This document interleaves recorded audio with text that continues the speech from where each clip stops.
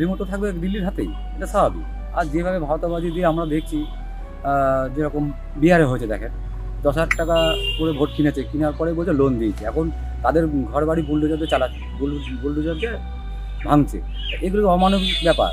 তা আমরা চাই যে আমাদের দিদি যেরকম মানুষের পরিষেবা দিচ্ছে, প্রকল্পর শেষ নেই দিদি, মুখে যা বলেন তাই করেন।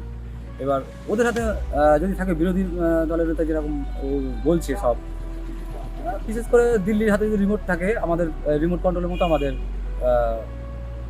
মুখ্যমন্ত্রীর আগামী দিন কেউ যদি হয়, সে সেইভাবে চলবে।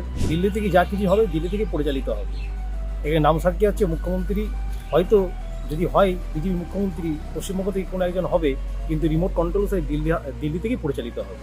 আমরা পূর্বে তো দেখছি তো ডবল ইঞ্জিন সরকার থাকলে কী হচ্ছে, বিশেষ করে উত্তরপ্রদেশে, মধ্যপ্রদেশে, মহারাষ্ট্রে দেখছি তো কীভাবে ওখানকার শাসন ব্যবস্থা পরিচালিত হচ্ছে, রাজ্য পরিচালিত হচ্ছে। তাতে করে আমার ব্যক্তিগত অনুমান যে এখানে ওরকমই প্রত্যেকে খারাপ পরিস্থিতি আসতে পারে।